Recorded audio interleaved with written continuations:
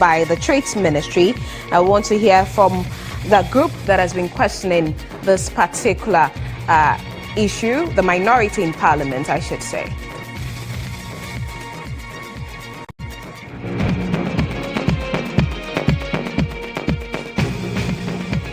And elsewhere, congratulatory messages pour in for ANC's new leader, Cyril Ramaphosa. But what does his appointment mean in the quest to change the party's unpopular image? We've got details and many other stories for you. Do stay with us on Newsroom.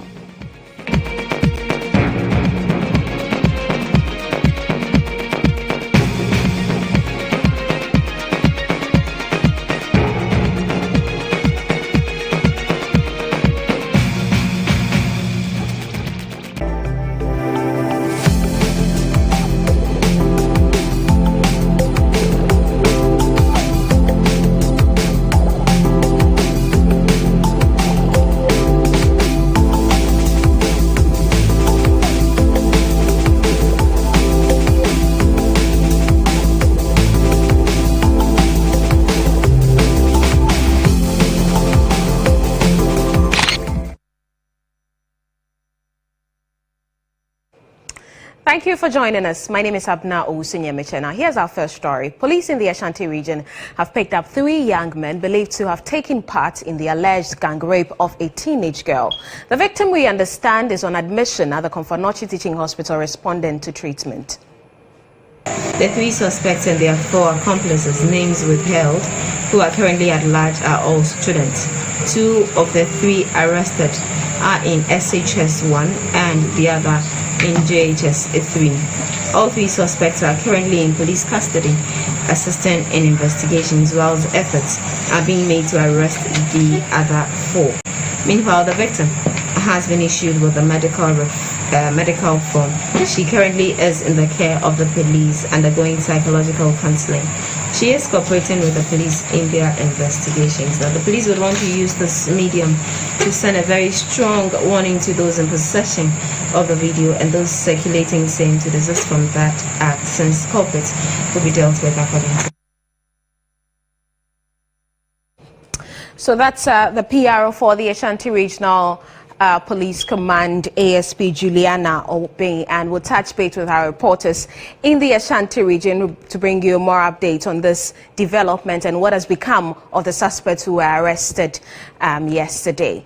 Now, the Human Rights Division of the Accra High Court has ordered the Electoral Commission to implement the Representation of the People Amendment Act, also known as ROPAA 2006 Act 699, which gives Ghanaians in the diaspora the right to vote within the 12 calendar months. Per the court's order, the EC must operationalize the act by laying a constitutional provision before Parliament to set out the modalities for the implementation of the act before the end of 2018.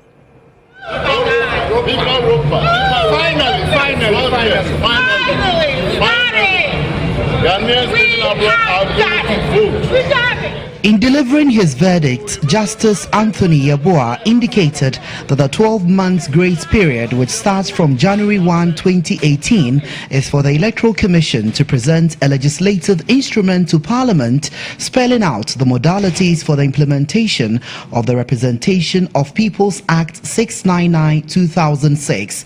This, the judge says, is to enable Ghanaians in the diaspora to vote in the 2020 elections. In the judgment, the court held that the EC had failed to justify the delay in implementation of the act. Justice Anthony Yeboah emphasized that in case the electoral body has any justifiable reason not to comply with the order, the Electoral Commission must, within 30 days to the expiration of the deadline, publish its reasons and also appear before the court to explain. Samson Ladi Ayeneni, counsel for the applicant, spoke to the media shortly after the ruling. Now Mandamus lies. The Electoral Commission has 12 calendar months to ensure that the right legislative instrument is put before Parliament, outlining the modalities for the operationalization or implementation of the rights of these people or these persons, our brothers and sisters abroad, to be able to be registered from wherever they are and to vote from wherever they are. The judgment by the Human Rights Division of the Accra High Court was the culmination of a legal suit filed by 5 Ghanaians in the diaspora who went to court on the basis that the Electoral Commission had deliberately refused to implement the Act 699 11 years after it was passed. They argued that the refusal of the Electoral Commission to implement the Act 699 was an affront to the fundamental human rights as enshrined by the 1992 Constitution. They therefore wanted the court to order the Electoral Commission to kickstart the implementation of the Act since it was its statutory obligation. With me, we have the chairman of from New York. We have some Muslim crowd. I'm going to have them do the introductions. But just so you know, for the whole of Ghana, today, the 18th of December, 2017, just before Christmas, the EC has gotten what we've been waiting for the last 10 years. We started by saying that we had a right. We had a fundamental right to vote. And today it's a fact, and the whole Ghanaians abroad, Ghanaians living abroad, we have a victory that is incredible. The Kufuor administration superintended the passage into law in 2006, Act 699, to allow citizens, including dual nationals, to be registered abroad and to vote from abroad. And so the debate on this is just beginning. We'll hear from analysts and also get to understand what the EC will do. Certain people are raising concerns that implementation will be a problem. While we do that, we've got many other stories coming up here on Newsroom. But here is our social media handles if you'd want to pass a comment on any of the stories we've brought to you so far.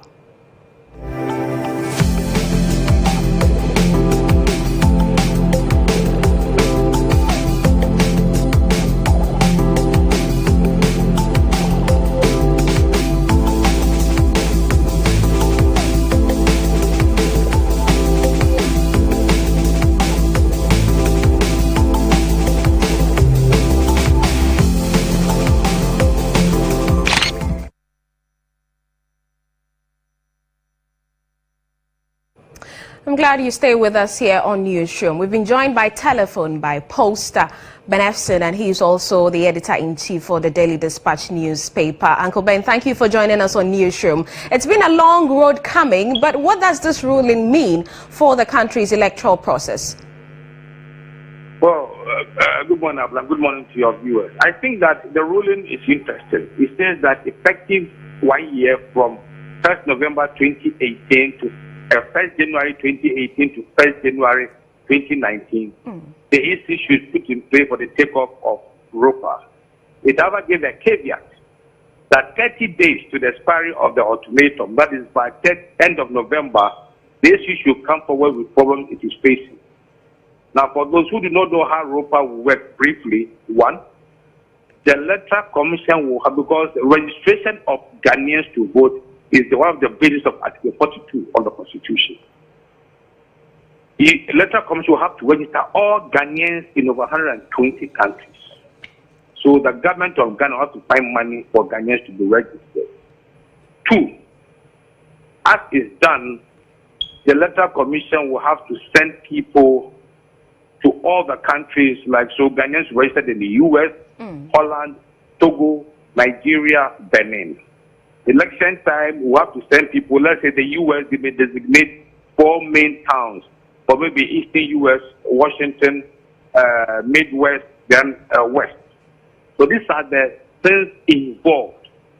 Now, it is going to take a chunk of money. So when the EC finishes its part, they will be on the government of the day to determine whether they will spend 30 million to conduct elections for 10 million people, or they will spend a third of it, maybe $10 million, to conduct elections for 1 million or 1.5 million Ghanaians living in 100 countries to vote. So that is the dynamic. But you have monitored elections for some time now, the operations of the Electoral Commission, I must say. In 2011, I know that there was a committee set to put out some modalities for the implementation, but it hit a snag. What challenge do you see, and what has stopped the EC from implementing it all this while? It's money. So I'm happy that the court has given them. And I can tell you that based on the 2011 work the EC did, I'm sure by September next year, the modality should be ready. Now we have to find the money. So we decide that, okay, I mean, since everybody is thinking along, we decide instead of the EC going around to register everybody, Ghanaians outside will come to Ghana and register. Okay. If we decide that Ghanaians, the EC should register Ghanaians in 120 countries, we have to put the bill. Concerning elections, we may decide that, look, if in Ghana we have early voting for those local election day. So the modality is not a problem, it's the implementation and the money available. And talking about the money, how much are we looking at? Is the country able, will the country be able to pull this one off? Financially, it will be impossible. Unless those who benefit from ROPAA are prepared to pay some expenses. When you say those who will benefit, you're talking about Ghanaians living abroad? Yeah, Ghanaians living abroad. And Ghanaians living abroad include Cote d'Ivoire, Burkina Faso, Togo, Benin, Nigeria. So, I mean, there are two ways. Either because, you see, if you have dual citizenship, in the US, they pay taxes. You're able to vote. You see, the MPP set a very good precedent over the weekend when they said that my MPs in Parliament, the majority in Parliament, tried to protect themselves by saying that they were going according to the party constitution by trying to exclude those with dual citizenship. The MPs forgot that the same constitution they were using also banned foreign contributions to political party activities. So then people were right in saying that if you can take their money to run your party in Ghana, but also give them position. So, but the Ghanaians abroad, even to take the benefit of helping to elect our leaders, they must also pay some form of taxes that you pay to the US government, that you also vote to decide who becomes their leader. That's the only way we can minimize the cost. Because if it will spend X amount to have 10 plus people million to vote in this country, why should you spend a third for a tenth of people to vote throughout the country? Because we cannot say that if Ghanaians in the US have better rights than Ghanaians living in Togo. The bottom line is money. All right. Uncle Ben, we'll leave the conversation here. Thank you very much for joining us. Ben Efson is a poster and editor-in-chief of the Daily Dispatch newspaper, and we're having a conversation on the ROPAA following that court ruling yesterday. Let's go back to our earlier story on the issue of the gang rape in the Ashanti region. We've been joined by, via telephone, the ASP Juliana Obeng. She speaks for the Ashanti Regional Police Command. ASP, thank you and welcome to Newsroom. Thank you, too. Where are the boys at the moment, and what do we know about them? Well, thank you. Very good morning to you and your viewers, and a very Merry Christmas to all of us. I think that I spoke this morning and mentioned that as of this morning, we had the 3 suspects in our custody. As I speak to you, these suspects have been taken to court, and so they are at court presently in Asqua. What do we know about them, talking about their identity? I did mention that for identity, for purposes of investigations and security, and also the laws pertaining to dealing with people of such nature, would not have their names, would not have their ages, and other details about them made known to the public. All right. Now, let's talk about, you mentioned that they are in court. What are the charges being preferred against them? I did mention that we would have to wait for investigations to be completely over so we could look at the charges. I have spoken to my commander in charge of our judicial system, as in our JUPO, and he makes me understand that they have gone to court to do what the court needs them to do. So please let's wait for the outcome of proceedings at the court. All right. The other suspects who you tell us are on the run, how are these who you already have helping in tracking them down? Well, it is an investigative process, and so once we are with them, if there are things or questions that we need to ask them for them to help us arrest the other 4, we can be rest assured that we will do that, or we have done that. Let's leave investigation processes to properly and adequately go through, and then at the appropriate time we would come out to tell exactly what the story is. And the condition of the girl?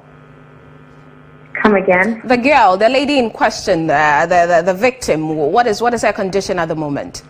The girl is going to psychological counseling here in Kumasi with the Domestic Violence and Victim Support Unit, the department that's in charge of that.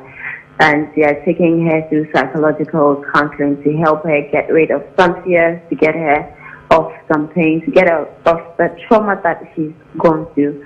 And then, I mentioned earlier this morning, I did say that we had given her the medical form to take to the hospital for the doctors to assess her and examine her medically, and so we're waiting for that report as well. But as I speak to you, we can say confidently that the lady is okay, she is safe, and with the Ghana Police Service just here in Ashanti region. We are grateful for your time with us. ASP Juliana Obeng speaks for the police in the Ashanti region. Now, moving on, 18 ministers of state have been accused of violating Ghana's constitution following their continuous absenteeism from parliament without permission. That's according to the findings of the Odiko absenteeism reports. 39 members of parliament, including ministers and deputy ministers of state, disregarded Article 97(1)(c) of the 1992 constitution by being absent without the Speaker's permission. Odiko's absenteeism report examined the attendance records of MPs for the first and second meetings of the first session of the 7th Parliament, representing 85 sit-ins, following important trends in MPs' absenteeism in relation to variables like gender, age, ministerial status, term in office, electoral competition, among others, that may influence attendance rate of MPs. The ministers cited are Foreign Affairs Minister Shelley Ayokoboche, Health Minister Kweku Ajiman Menu, Communications Esla Owusu Ekufo, Dr. Matthew Opoku Prempe of the Education Ministry, Works and Housing Minister Samuel Atachia, Minister for Regional Reorganization Dan Boche, Railways Development Minister Joe Gatti, Deputy Finance Minister Kweku Kwating, and Deputy Health Minister Tina Mensah. The rest are Defense Minister Dominic Nitiwul and Interior Minister Ambrose Derry. Before Parliament can commence business, the 1992 Constitution requires that 1/3 of the MPs, 92 out of the 275, are present. The lack of quorum brings to a halt in government's business and may delay or even rush the consideration or passage of crucial bills. We've got more stories for you right after this break. Do stay with us.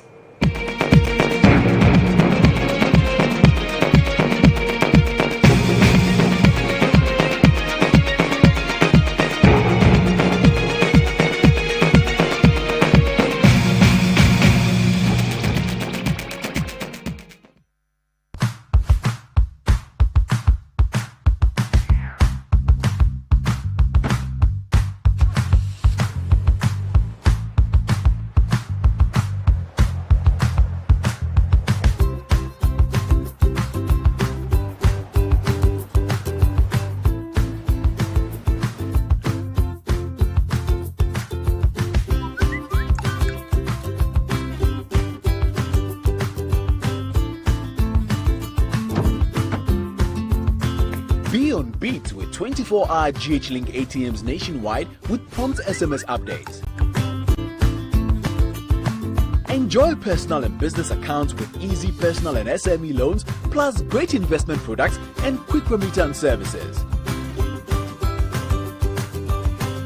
Feel the service that serves and the support that supports. UniCredit, your caring partner. Merry Christmas! And we come bearing lots of gifts for you and your family. That's right. This December, it promises to be lit. 13th of December is our start date, and it's 12 days of Christmas. Yep, with myself, Regina Van Helvet, and Santa Giovanni. It's very, very simple. All you have to do is to be a part of the show. We'll ask a few questions, play lots of games, and when you win yourself something amazing, you're gonna share with us. Right? That's right. Yeah. And mom and dad, the kids are home. Time to gather around your screens and catch all the fun and excitement right here on GH1 television. 12 days of Christmas with my man Giovanni. That's right. That's right. No, sharing is scary. This season is about sharing, but no, my mobile money number is 0. Anyway, so make a date with us right here on GH1 TV. It is 12 days of Christmas with myself and Giovanni. Ho, ho, ho. Merry Christmas. On the 12th day of Christmas, my true love gave to me. A partridge in the pear tree. That's right. On the second day of Christmas, my true love gave to me. Ghana jollof, that is loose peas, that's very lovely. I'm sorry. There was no plantain chips. Then it wasn't there. So they thought of it again. Yeah, I'm singing from the New Testament. 12 Days of Christmas is proudly brought to you by Oba Spaghetti, My Dear Rice, Saloon Services Hair and Beauty Academy, Verna Natural Mineral Water, Davis Palace, Blessed Child Foods, and Accra City Hotel. We wish you a Merry Christmas. We wish you a Merry Christmas. We wish you a Merry Christmas and a happy.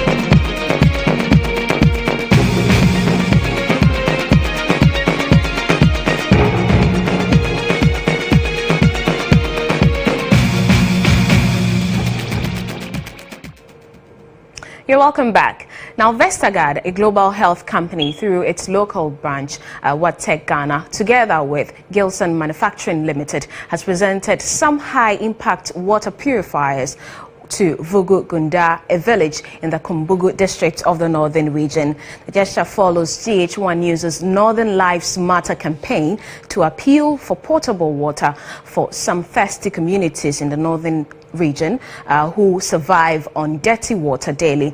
Redwan Karim Dini Osman witnessed the presentation and now reports. Our second visit to Vagunda brought good news to residents. The Northern Lives Matter campaign, which sought to solicit some support for the thirsty community who share contaminated water with their animals, has yielded some results.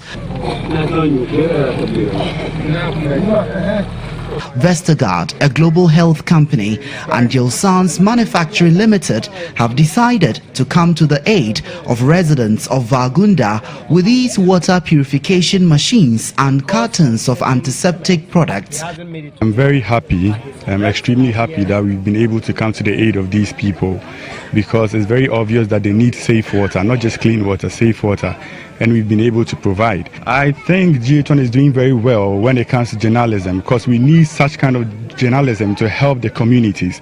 It's not just about showing telenovelas and all other unnecessary things. We should go down to our communities, find out what's wrong, show it to the world, and then get people to come in to come support them. I'm looking at the little kids who were for the first time seeing clean or clear water, drinking it, looking at the elders who were marveled at the fact that within minutes, water as dirty as whichever they are used to can turn very clear was to me enough.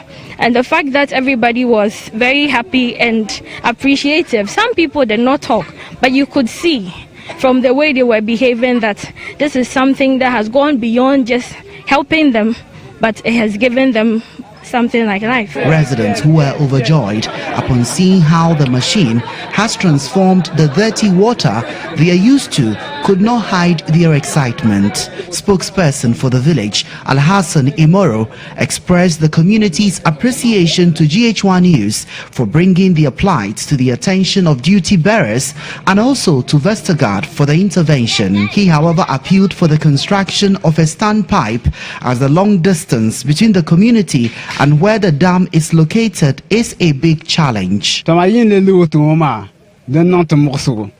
Demetre yuya nenda kona katangwe 13 to so pele pine kede zan le kule ngba ante yun la pino ma kakotam te yimo yara tama adeza yori ko kama ta paya te yimo ko ma de biamo ma de yena no ya moso ke zan ko yo so ne mana tetete na te ter ko manyo ma ta paya. On behalf of the district executive for Kumbungu, Honorable Abdulsalam Hamza Fatau, I would like to thank GH1 and Wattec for this wonderful support. I think most of the communities are in need of clean and safe drinking water. this equipment will go a long way to help the people to solve our water problems. And as typical of Oliver Twist, we can only ask for more. So grateful for this intervention. Well, subsequently, we'll bring you the team's visit to Voile, that's in the East Gonja district, where a similar presentation was made. Right now, the Ghana Journalists Association is out with this year's nominees for the awards ceremony, and GH1 News' Alice Aite and Ridwan Karim Dini Osman are among the 29 nominees. Alice Aite, GH1 TV, then Ridwan Karim Dini Osman, GH1 TV. The 8-member committee chaired by Dr. Doris Date says it took frantic effort into putting together yet another flagship historical event to be taking place in the media landscape. This year's theme is on the fight against illegal mining menace, which has blighted the country. Out of 325 entries, 29 nominees were shortlisted from various media outlets to be rewarded for their efforts at quality journalism. The DJ Award, since its inception, has been promoting high professional standards, integrity and media accountability. Dr. Yadakte is the chairperson for this year's awards. We looked at the delivery tone, whether it was meaningful, the comprehension, the variety of formats used, and picture quality, sound quality, and such things. We did that for each of the 325 entries. And then we came up with the top lists, and then we went through that again, and then came up with the final winners. The General Secretary of the GJA, Edmond Kofi Yeboah, shared some expectations for this year's awards. The issue for me at the end of the day is that what quality did they bring to the job they were assigned to do? And if you look at the caliber of members on the committee, I don't think it should leave any doubt in anybody's mind that they have really done a good job. The whole event is about celebrating excellence. GH1 TV's accomplished reporters Ridwan Karim Dini Osman and Alice Aite have been tipped to sweep some awards at the event come Wednesday, December 20. And definitely they are bringing those awards home tomorrow. Now, with about 5 days to Christmas, drivers have been advised to be cautious on the roads to reduce the spate of accidents. In 2016, the number of accidents increased by about 2,000 cases from the previous year. Now, the number of road accidents usually increase during the festive season, a development the National Road Safety Commission, in collaboration with the Police MTTD, are hoping to reduce to the barest minimum. DSP Alexander Obeng is director in charge of education, research and planning, and he spoke on GH today. Our data collection nationwide was showing averagely between 25 to 30 Ghanaians getting killed within a week. Well, just last week, if you compare with the same period last year, the 51st week of this year, compared with the same period last year and the year before, it has escalated. That within just last week, which is very worrying, because very worrying. Consistently we're having the education. So what is it? What are we not doing right? Well, the issue is coming at it, that when you look at it, how it is distributed nationwide, it gives you a signal, a trend, that 14 Ghanaians died in Ashanti region. It is above the average, and moving into Christmas, we have heightened our enforcement, detection. Those that we lay hands on, we don't hesitate to proceed to motor court. And when you go to court, it's part of the enforcement. And so the court has convicted 2,360. 11 were confined to the Gola jail. It's time for us to bring you some business stories, and we're beginning from the banking sector. Well, CalBank goes completely digital from 2018. Now, this will allow for the bank to expand quality services to its customers. With more than 27 years of banking services, the institution, together with its entire staff, gathered under one roof to offer a Thanksgiving offering in an annual end-of-year Thanksgiving service over what they described as a successful 2017. head of marketing, Kofi Siabi, indicated that Cowbank had every reason to give thanks to God for how far they've come in the competitive banking sector. He added that Cowbank will launch into the virtual system of banking in 2018. This, they believe, will put them ahead of competitors. It will also ease the burden of clients commuting long distances to do business with the bank. We have developed a strategy to ensure that our banking services, our banking applications will be available across all digital platforms to get our customers to use it without necessarily having to come to the banking hall to be able to engage the bank in terms of doing basic banking services at their comfort or at their convenience, irrespective of where they are, what time it is. People should be able to bank without necessarily walking to the banking hall. The bank stated that the revised 3-year strategic plan will be implemented in 2018, and it is optimistic that it will outwit its competitors. However, the penultimate chapter of the event recognized the long-term service workers for their hard work over the last 15 to 25 years. A member in the Office of the International Relation, Audrey Ediama, was rewarded for serving the company diligently. My experience has been positive. It has been a growth one. It has given me various opportunities to learn, to contribute to all sectors of the economy, to all walks of life, from the least, as you can imagine, to even the presidents of this nation, ambassadors and whatever. So the experience has been very positive. Now, customers of telecommunication giant MTN will enjoy more access to high-quality internet connectivity with the launch of the MTN Fiber broadband service. The new service is to allow for more people to get on the internet. The new fiber broadband service will provide its customers with high-speed internet connectivity. Sharing details of the service, Senior Manager for Enterprise Technology Operations, Richard Densu, said MTN is offering fiber broadband service because of the benefits the technology has in stock for its customers. He spoke to GH1 Business. The benefits is a lot. First, as an individual, it gives you access to the digital world. Okay, so you can have access to the internet at very fast speeds.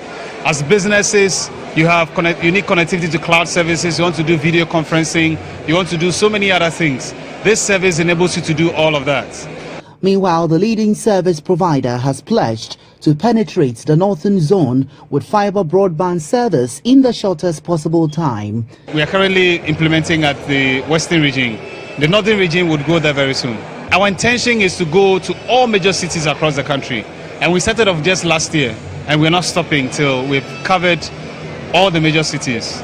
In pursuing its digital agenda, MTN has invested over $2.5 billion in technology and network infrastructure to deliver fast and reliable telecommunication services to its customers. Well, let's now bring you international news.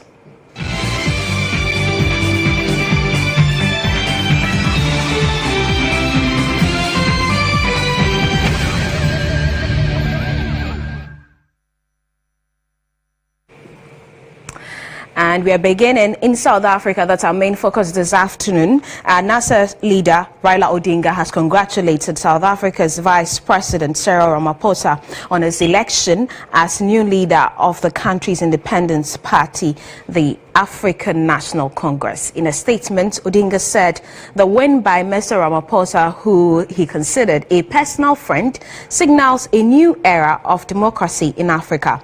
Ramaphosa was on Monday declared winner of the hotly contested race after beating his closest rival, former chairperson of the African Union, Dlamini Zuma, who is also an ex-wife of South Africa's President Jacob Zuma. The anti-apartheid hero garnered 2,444 votes against Ms. Dlamini Zuma's 2,261. The leadership battle caused fierce political infighting, raising fears the party might split before the election. Ramaphosa campaigned as the anti-Zuma candidate, promising to target corruption and his victory could mean that the ANC decides to recall Mr. Zuma as national president in the next few weeks. And I've been joined in the studio by my colleague Lerato Lesoso, and she is... We declare Comrade Cyril Ramaphosa as the new president of the African National Congress. All right, so Lerato is with me in the studio. Lerato, give us a better understanding of the developments within the ANC. All right, thank you very much, Abena, for having me. Well, South Africans have spoken, or should I rather say the ANC has spoken. That is our ruling party in South Africa. And basically, over the weekend, from Friday, they were having their annual ANC conference. And so on Sunday, actually, we were meant to have the results out. But the opposition camp, which was from the Dlamini Zuma camp, contested the results. They needed a recount of the results just to verify. And then indeed, on Monday, the results were announced. And Cyril Ramaphosa is now the new president of the ANC. What does this mean? Yeah. Like, everybody's, you could see even from the visuals, people are excited over this. Why? Because people are actually very tired of President Zuma, to be honest with you. And it is also very shocking to see that people within his party are also tired of him. So this means, this is very exciting for South Africa, because it gives you, like the South Africans, a possible hope ahead of the 2019 elections. And we are seeing a statement from Raila Odinga. What's their relationship like? Is there any correlation between the political fronts of the two countries? When I came with the two countries, yes, but not even that extensive. However, with Nelson Mandela and Thabo Mbeki, there was a very deep sense of international relations. But with President Zuma, he's been affiliated mostly with a certain group of people and not so much so involved with other leaders in other countries. But with Cyril Ramaphosa, remember that he was involved in the Nelson Mandela regime. He has a very rich political background, and then at a certain point, he decided to go full-time into business. People are wondering, who is Cyril Ramaphosa? He's currently South Africa's vice president, rather, and he is also one of the richest businessmen in South Africa. So he has a lot of support from the business side of South Africa. So he kind of shied away from politics after the Thabo Mbeki saga. You'll remember that in 2008, Thabo Mbeki was actually recalled from his position as president of the ANC. Zuma stepped in. So what is happening now is so interesting, because in the same manner that Cyril Ramaphosa has won against the Zuma camp, so what it means, he can decide to recall Zuma from his presidency ahead of the election. He doesn't have to wait for 2019, so that he will have enough time, room to maneuver and choose his own cabinet and win over the confidence of people on the ANC. Otherwise, I don't see how they're going to garner votes come 2019 with the kind of image that they currently have. But what does he bring to the fore differently, looking at his business background? When you look at him as a person in comparison to the current president, Zuma, is that he has a very clean image, in the sense that he's got very less skeletons and less scandals. The only scandal that he was ever associated with on a personal capacity was him cheating, but those were never even verified.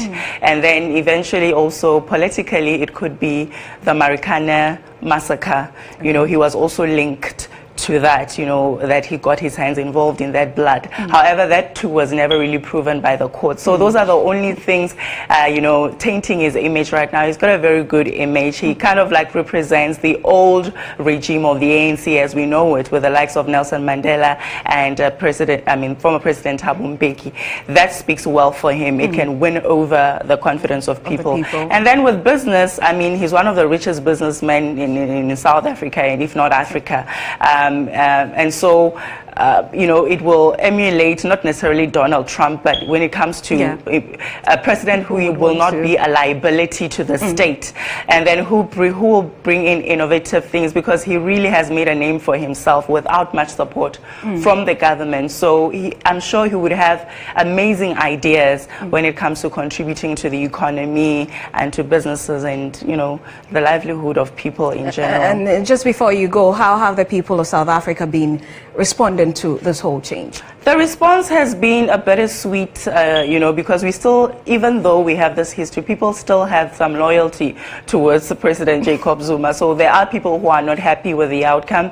There are some who feel extremely betrayed because they believe Nkosazana Dlamini Zuma was going to probably be our first woman president in South Africa. And so they feel like people who did not vote for her took that away from us. And honestly, he does have a good CV. He has a has a great profile. That is Mrs. Zuma. Mrs. Zuma, but it doesn't help that she's the ex-wife of President Zuma. That's not what the people and want. Has the confidence of Zuma and Zuma's backing. People just want to get rid of Zuma and his administration. And so because she's associated to him, people forgot all her credentials, honestly, and people want change. And Ramaphosa that is what they've symbolizes that change. Otherwise, they should forget about the victory when it comes to the 2019 polls. Well, we'll see how that goes. But thank you very much, Lerato Lesoso. And she is our Chief International Affairs Correspondent. We are taking a break. We'll be back with more stories.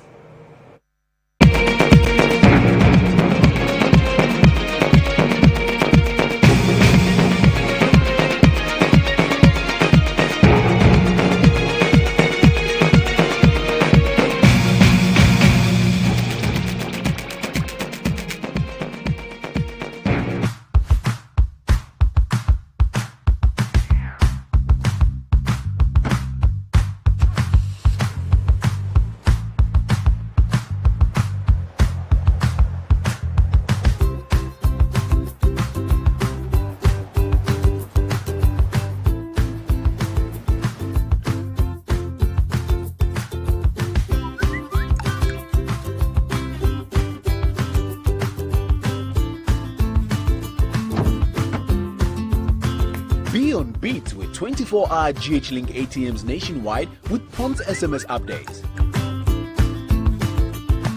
Enjoy personal and business accounts with easy personal and SME loans, plus great investment products and quick remittance services. Feel the service that serves and the support that supports. UniCredit, your caring partner. This is not just a television show. This is not just a radio show. This is not just a magazine. This is not just an event. This is a platform telling authentic and honest stories of the struggles, challenges, and ultimately victories of the young African business leader. Well, on starting our business, we bootstrapped the business, and we ended up selling our house and basically everything but one car. Inspiring and motivating the next generation of business leaders. In order to grow and to continue going as a leader, you've got to be generally having to be educating yourself, stretching yourself.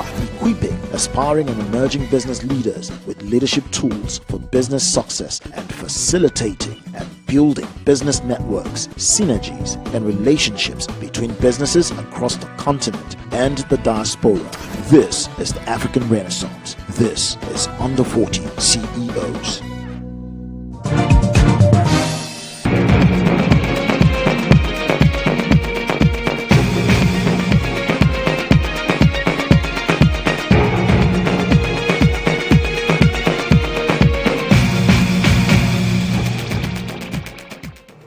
You're welcome back. Let's take you up north, where we understand there's a man riding a motorbike in the Tamale metropolis naked. Now, the chiefs are unhappy about it. Our correspondent Ilyasu Tanko joins us via telephone with more on this. Ilyasu, what exactly is this man's business? Hello, Ilyasu. Yes. Tell us about this man riding in the metropolis naked. Well, Abena, this is an interesting spectacle currently in the Tamale metropolis, and even though people who have watched the level of indiscipline among the youth in the city are not that surprised. And so Abena, this is a young man. We do not know his name for now, but at least we know he's coming from a community called Charlie. He decided to remove his clothes, sit on a motorbike, and ride through the busiest streets of the metropolis. And Abena, this actually happened during the weekends. And if you know the city very well, the busiest days, apart from the market day, is during the weekends. And this is when, on Saturday, this particular young man removed all his clothes and sat on a motorbike raw and decided to ride through the streets of the metropolis. And it has drawn a lot of outrage from people who viewed this particular incident. Actually, what happened was that we don't know what triggered this particular move, but we are getting conflicting reports. One of the reports says that it was a bet that the owner of the motorbike claimed that or declared that if someone was able to ride the motorbike naked through the streets, and he mentioned some streets, through those streets and come back, he was going to give the motorbike to that particular person. So this particular young man took the challenge, and whilst he was riding through the streets, this person who put up the bet was in a private car, actually following the motorbike and filming the move into his mobile phone. And so after he filmed the incident, we understand the video went viral. Now it has attracted the authority of the Tamale chief. We understand the Tamale chief that the Tamana invited the father of this teenager to his palace and asked him to produce him because he was very angry at this particular incident. The father told the chief that the boy or the guy was under spiritual attack, and that the guy was currently receiving treatment from a native doctor around the Mankaru in the North Gonja district. And so he's currently at the native doctor's place. Is that it? Yes, exactly. But the chief has rejected this particular claim by the father. The chief believes that the father was just trying to cover up, and that's what he said was not the outrage. So based on that, the chief had given the father a week period to produce the teenager, whether he was at the native doctor, wherever he is. The chief has ordered the man to produce him, and he has also launched a manhunt. Actually, there are a group of young men who are currently in town, and their business is to go around, try and look at this, try look for this guy and bring him to the country.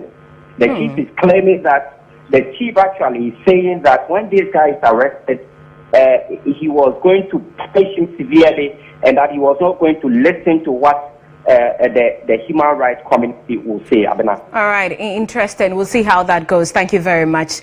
Iliasu Tanko is our correspondent in the northern region. Quite an interesting spectacle there.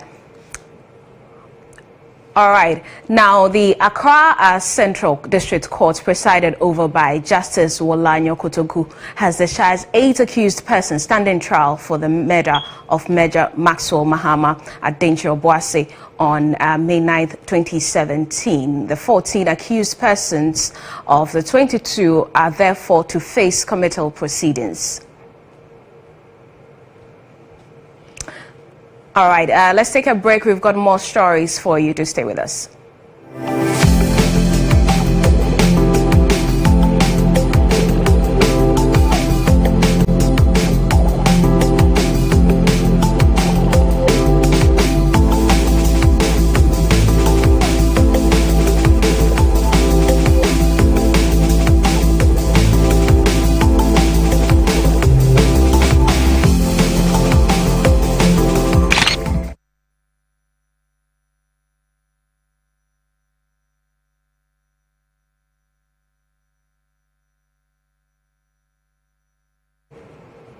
It's time for the MTN video report. Now today, Richard Ajate sent a video from Ashaiman Asanuba, where the lives of residents are threatened anytime it rains. Now the area, the homes get flooded residents finding it extremely difficult to move within the area.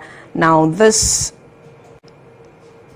area was inundated after torrential rains on Saturday, and Richard says the situation is dangerous to their lives and nothing is being done to solve it. So you can also join us if you have any reports.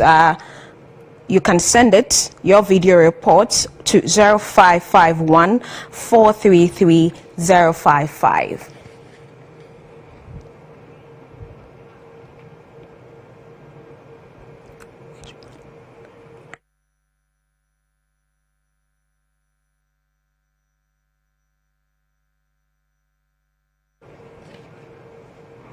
Let's now take you to Parliament, where the military training school on disputed Alavanyo and Konya land has been stalled by lack of funds. The Defence Minister has been speaking on the floor of Parliament, and Ibrahim Al-Hassan is our correspondent, and he joins us live via telephone. Ibrahim, tell us about this military lands that the Defence Minister has been briefing Parliament on. Well, this is a decision taken by the Eswal Muhammad administration, and that this age-old conflict, dispute between the Nkonyas and Alavans, and this dispute has been over a parcel of land. So there was a decision that why don't we permanently put the military on this said land to avoid these needless killings that have been happening in the area over the years. So early this year, Dominic, the Defence Minister, came to and he mentioned that, yes, government intends pushing through that idea. Today, a question from Helen Itosu, brought him back to Parliament. And he's mentioning that, yes, the military training school is under construction. It's at 70% complete as we speak. However, there is no funds. There are no funds basically to complete the project, and that has brought about some delays. But he's however assured that come next year, they will make enough resources available to ensure that military training school is completed to ensure there's a lasting peace within the Alavano in Konya enclave. Abena. All right. We understand the Akwetia MP has also been on the floor. What is that about? Well, MP Akwetia Messi Edu Jemfi, popularly known as Amase. Amase was in the news early this year when she addressed a gathering in her constituency during the 6th March anniversary celebration. And what caught people's attention was her command of the Queen's language, the English language, leading many to question how come she was able to make it to Parliament if she cannot speak fluently in the English language. Subsequently, she promised that she was going to master the craft of speaking English. And somewhere in June, July, she was going to flow. We waited. She never got to that stage. Today, finally in Parliament, she's broken her silence. She made a statement regarding a company that's situated in her constituency. I'm talking about the Ghana Consolidated Diamond Limited. Abena, as you are aware, that company has been dealt with a lot of challenges. In fact, just a few weeks ago, workers of that company embarked on a sit-down strike, and they were threatening to lock out management of the company, indicating all is not well with that company. So therefore, today, the MP on the floor of Parliament is making a statement, and she's making a passionate appeal to government to annex this particular company and to ensure that the workers over there do not lose their livelihood. They brought some excitement on the faces of many of her colleagues who have, I'm sure, as well as we, the members of the media, have waited for her to flow for quite some time now. Finally, she spoke. As whether she was able to flow or not, I think I will leave the public to be the judges. I was about to ask you that, actually. Yes, if you ask me, I will say that how she spoke is no different from how she spoke some few months back. So I'm sure she's still mastering the craft. She's yet to perfect it though. But hey, she was able to carry her message across, and I think that's all that matters. And we'll bring our viewers proceedings later this evening on News Tonight. But thank you very much. Ibrahim Al-Hassan is our parliamentary affairs correspondent. We are ending newsroom in a bit, but do stay with us.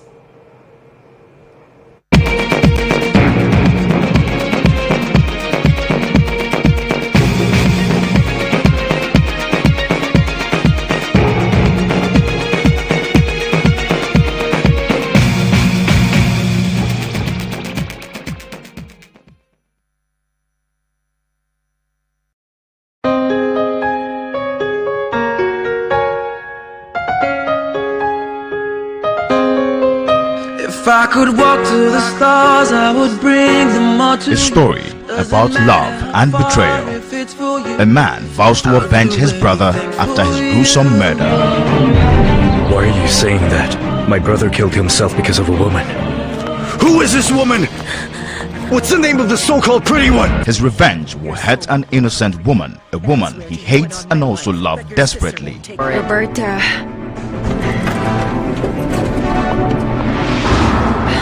What's happening here? Why are you kissing the man I'm seeing? A woman kidnapped at birth by his